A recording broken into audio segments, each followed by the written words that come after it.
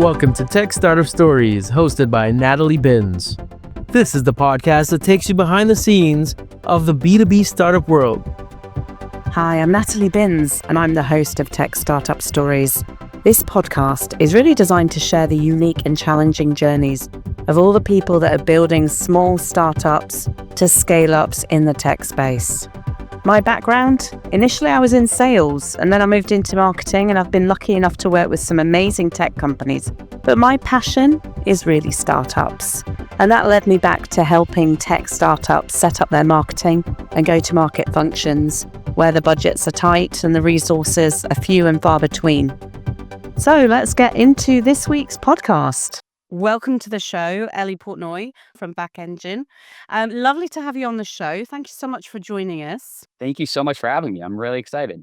I can't wait to hear more about your journey because you have done, is it this your fourth startup as a founder? Yeah. Number 4.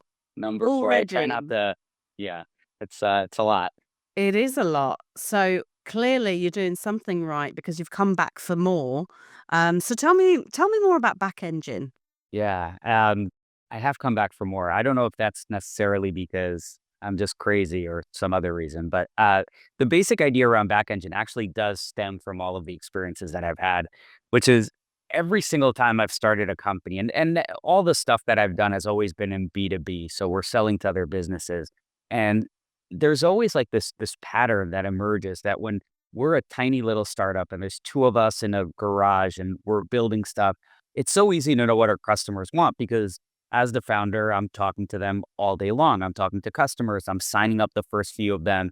I'm handling I'm basically this customer success manager for them. I'm also the product manager. So all the stuff that they're telling us, I'm hearing and I'm funneling that into exactly what we build and how we build it and why we build it. And it's actually really easy at that point to build a great product and a great experience and to start growing. And it's because we have the superpower. We hear everything our customers say. But then as the company starts to get bigger and we start bringing on more customers, we naturally have to start bringing on more people on the team. We have to start building out customer success teams and account management teams and account executive teams. And all of a sudden, as a founder, I start to feel disconnected from that customer. I no longer hear everything they're saying. Everything that those customers are telling us, which is gold, which is like the fuel that made the whole thing work before, is now being scattered across all these different systems. Some of them like video calls on Zoom and in Gong and emails coming in and support tickets, and all these different people are seeing it and hearing it. And I'm kind of looking at myself and saying, wow, this sucks. That superpower I had is gone. And it's just happened every single time I've started a company. So the basic idea around BackEngine is how can we harness that superpower again for really large corporations who already have lots of different systems and lots of different people. And so the basic idea around it is we use AI to analyze every single time a customer calls, emails, sends a support ticket. We analyze it, we understand it, we synthesize it, we centralize it, and we give everyone at the company access. And we give it to them in a bunch of different ways so that product managers can automatically build PRDs and can do research and can figure out what it is that those customers are saying. And so that account managers and customer success managers can build QBRs and respond to questions that come in, all understanding the context of what that customer said and so on and so forth. So we basically, by centralizing it, we make it super actionable and make it much faster for companies to operate. That's huge. I know I started my career in sales, and so I was really close to the customer then. But when I moved into sort of more of a marketing role, the bigger the company, the bigger the team, and your day just gets busy doing other things, the further away from the customer I felt I was. So, I can really see the value of anybody as the company grows, wanting to get access to that really valuable intelligence. Yeah, that's our hypothesis.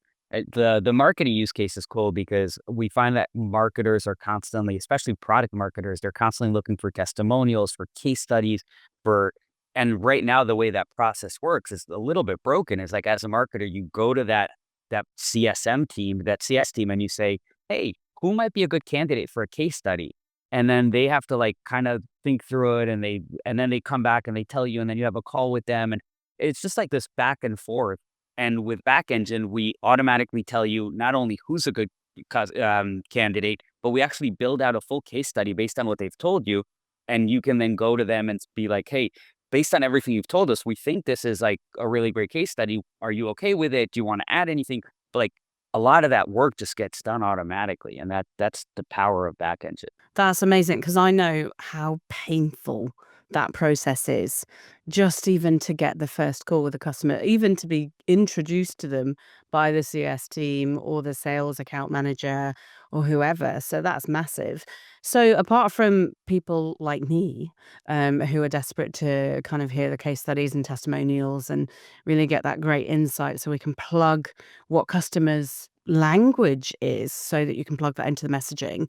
Who else in the organization really gets the value from this? That's actually been a fascinating thing for us to discover because my assumption as a founder was that everyone would want access to the customer voice, but I didn't really know exactly how or why or when.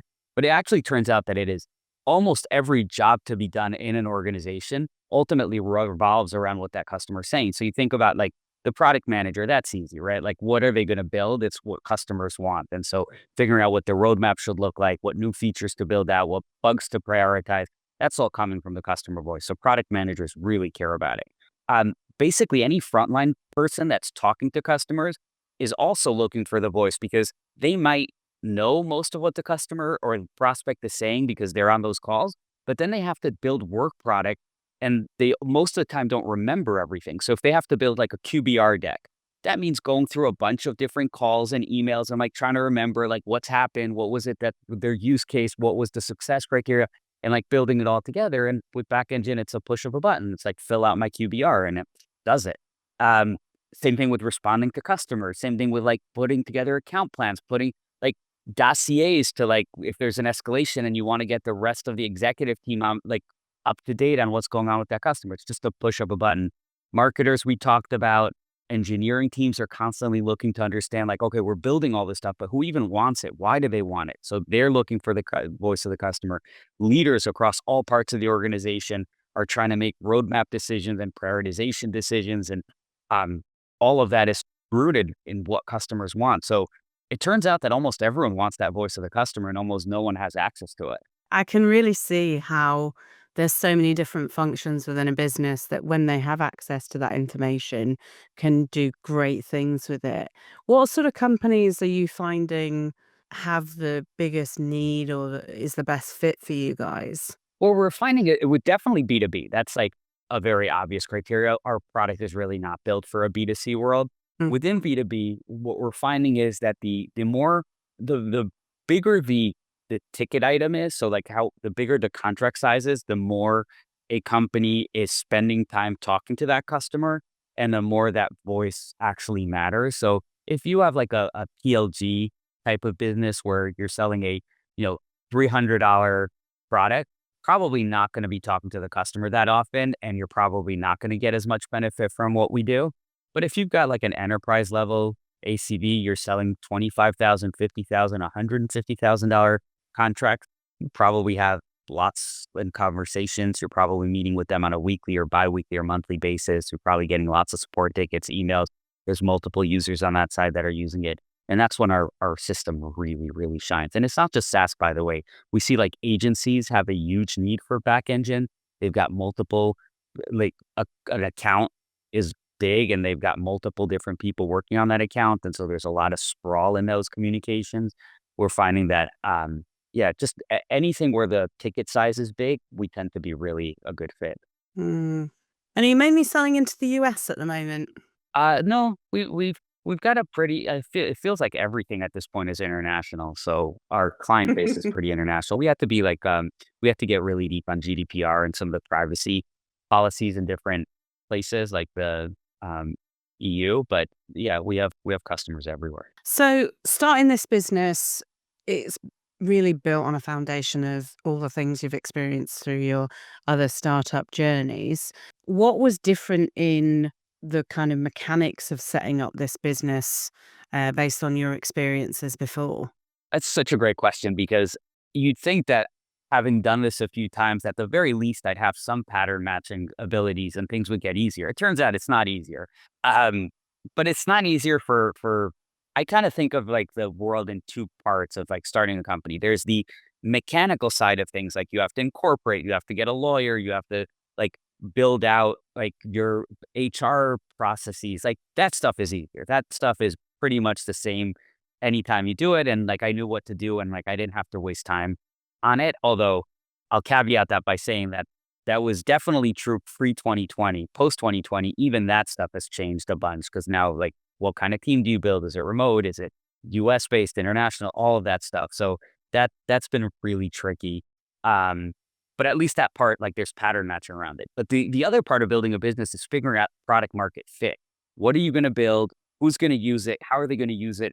And there, every business is totally different, completely different. And a problem that I had my second time around is I was doing all this like pattern matching on one data point, and I was actually leading myself down the wrong path. And so what I've done this time around is that like any pattern match on things that are universally true, I'm going to use, and anything that is specific to this business. How do we talk about it? How do we market it? How do we take it to market? How do we like sell it? All of that stuff. I'm going to approach it as a novice. I'm going to think about it from the ground up because any lessons I take, I'm basically trying to pattern match on a tiny few data points, and that's very dangerous. So, yeah, it's it gets easier, but not that much easier. So, so your previous company, and I know companies before that, you've gone through acquisitions. So your exit has been bigger companies have acquired you. Obviously, you must be doing something right for that to happen. Tell me a little bit about your journey from being just even just the employees aspect to then becoming a founder. What kind of drove you into starting your first startup? Um, I don't have like a great answer for you other than I felt this gravitational pull. I really wanted to start something, and I tried. My first time I tried was about a year after I graduated college, and that was my first startup, and it didn't go very well. And it didn't go well because not because I didn't work hard enough, but because I didn't know what I was doing, and I made a lot of mistakes. Most of my mistakes though were of ego, hubris, not being humble enough and not realizing just how hard this stuff is. And so we started to figure stuff out. We started to get some traction. And then I started to expand too quickly and just do a bunch of stuff that didn't make a lot of sense and ultimately drove that business to the ground. And that was a series of very, very painful lessons. But I knew I was hooked. I knew I wanted to do it again. And I had to save enough money and I had to get more experience and I had to get smarter. But I was both humbled, but also intoxicated by the idea that like we live in a world where there's so much infrastructure, so much stuff has been built. There's so much technology at our disposal that really just a few people can get in a room and do something really powerful and cool. And I wanted to go do it. So I went to business school. I worked at Amazon for a while. I like sort of like licked my wounds a little bit. And as soon as I was ready and I had enough money to go do it, I tried again and then again and again. And then you kind of had a little bit of a break, after you were at, Sense 360. Um, what was the kind of focus in that time before you got to starting the company? What were you, kind of spending your time doing? I was so burnt out after Sense 360 because Sense 360 was a hard business to build and it also overlapped with COVID. And Mm. so it was just I think anyone running a company during that time frame was just like burnt out. It was tough. And so post acquisition, post spending 2 years at the acquiring company, my goal was to take a year off and with no agenda, no goal, just take time off and recoup. And so my days at first were actually I was cooking for my wife and kids and I was taking long walks. But I was also like wasting a lot of time watching TV or video games on my phone, and I didn't feel great about myself, and I was getting bored pretty quickly. And my wife works, my kids were in school, like it was just mostly me. And probably about a month and a half in, I started to get very antsy to like do something more interesting and go back into it. And so about 3 months in, I was fully back into starting this company. I was like, yeah, I didn't take much of a break, but even that couple of months helped like me rejuvenate. I'm glad I did it, but there was no way I was going to do a year. I was gonna say you didn't make the year, No, because you're not already even close. Not No, even but I close. think it's normal for people to need that downtime, especially when you're just kind of working so hard. And I think it was 8 years in total after, 6 years before the acquisition, a couple of years after that. And obviously COVID always played a massive part in everybody's mental health. So I think it makes sense that you took that time off. And then you've come back with this great new idea to build another company. So what are your sort of thoughts on um companies growing, being acquired, and then repeating that process? Is there an end point for you? Because it sounds like, when you get to an end point with this organization, there's no way you're going to take much time off after that. I can't imagine you'll ever retire, to be frank. Oh, don't tell my wife that. Okay. But it's a good point, and I think you're right. Like, I didn't love not having anything to do, and maybe at some point when I get older and my kids are, um, off doing their own thing and my wife isn't working, then it'll be a lot more likely that I'll be able to take time off, but that's many, many years away. So my thinking has evolved. When I started my first few companies, it was very much like, I want to build something great. And the way I define great is whether it got acquired or not. And over time, I've come to realize that the journey is probably the most fun part of it. And building a great company means building that journey, not just for yourself, but for lots of other people and getting to go through that journey together. And so, much less focused on the outcome and the acquisition this time, and much more focused on building a great team and a great business and a great company and a great organization, and trying to do this for as long as I can, because you're right. If I do sell this, I'm going to go start another one. And why sell it to start something else? Like, let me just build it the right way and um, build something that I want to be a part of for a very long time. I love that. And obviously, with your experience, I'm sure that there are people desperate to come and join the organization as it grows. So, I have no doubt that you'll be doing this for quite some time. Although I'm sure people will be chomping at the bit to try and acquire you. So you're going to have to bat them away. I hope you're right on all of that, but especially about the team and being able to hire great people. That is foundationally, if there is a lesson I've learned across the businesses, is that the um, the outcome is directly correlated to the quality of the people on the team. It just makes such a difference, both in terms of how enjoyable the journey is, but also how much you can accomplish, what you can do, how great it is. So I definitely hope you're right on that. So, what sort of people do you tend to um, want to bring into the business to make it successful? That's a question I have thought a lot about. And my thinking's evolved quite a bit over the years. So my first, this is actually technically my second company, but my first venture funded company. I thought that the way to build a great culture was to basically come up with 7 cultural tenets and put them on the wall. And I realized that that wasn't really helpful. The reason we had a great culture is because we hired great people and we all cared a lot. And I got very lucky that we ended up having a good culture. And the second time around, I wanted to codify all of the things I had learned in that first business and basically come up with a formula. And so I actually built out 100 and something slide deck that outlined every conceivable notion of what I thought a great culture was. And that didn't work at all because it was just both overwhelming and too prescriptive. And it missed what made the culture great. I probably don't have the right answer for this time around, but at least I have an answer. And what I've done since is I've thought really hard about what it was that made the teams that I was on good, and what, when things didn't work, what it was that didn't work about them. And I basically codified it into 3 principles that I care a lot about. And I use those principles to try and hire the right people. And if I can hire the right people based on those 3 principles, everything kind of takes care of itself. And those 3 principles are basically, the first one is they have to be functionally very, very good at what they do. So if I'm hiring a marketer, functionally that marketer needs to have proven that they are a very strong marketer. If I'm hiring a product manager, that's baseline, that's table stakes, because no one wants to work in a company where the people around them aren't functionally very good at what they do.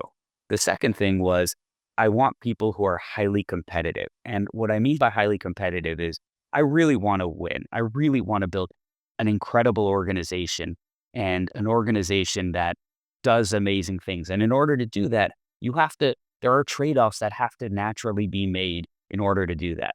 And those trade-offs tend to be choices that people have to make. And people who are very competitive and are aligned with what I'm trying to do are going to be willing to make them. And some people are not, and that's okay. And that's important part of the self-selection process that we go through. Um, but people who are highly motivated to win or highly competitive want to work with other people like that. So as long as we've identified it and we've been clear about it during the process and people self-select into it, I think it works. And that doesn't mean that there's no work-life balance. Work-life balance is incredibly important to me. I have 3 kids. They and my wife are my entire life. So I very much believe in work-life balance. But in order to build something great, you have to want it.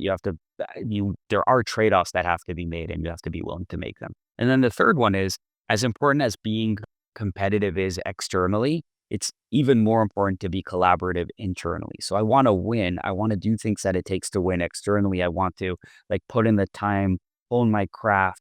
I'm going to have urgency. I'm going to care, but that shouldn't come at the sacrifice of being competitive internally because that's destructive. I want people who know how to collaborate, who know how to help each other, who understand that swim lanes are just guidelines and they're going to want to jump in and help others and are going to be happy that others come in to help them and who are going to be pleasant to work with and helpful and so I had 100 and something in my last company, of these tenants, but I think they just boil down to that. If you're good at what you do, you care enough to want to win, and you're going to be good to work with internally and help the whole organization rise, then I think you can build a great culture just vetting for those 3 things. So you've been in the industry a while. This is your 4th startup.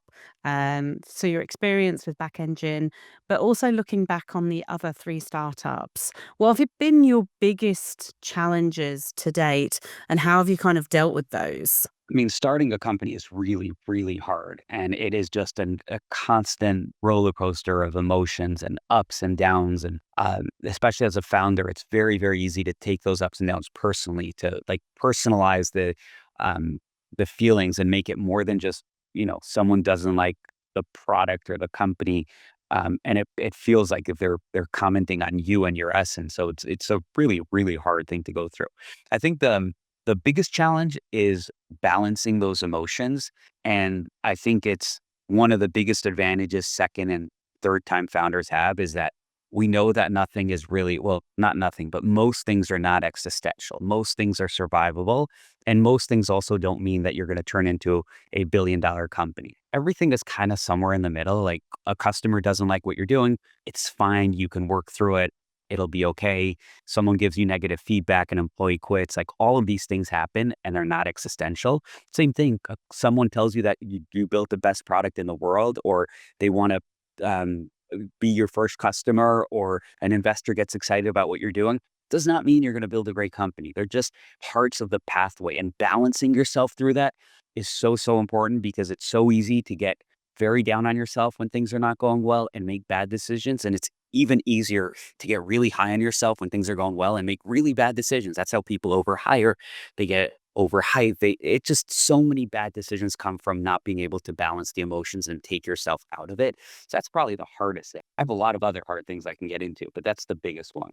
Excellent. I think, every day is challenging for founders. I think every day brings a whole new set of challenges, whether it's customers or VCs or startup staff or suppliers or whatever it is. There's always a problem to kind of deal with.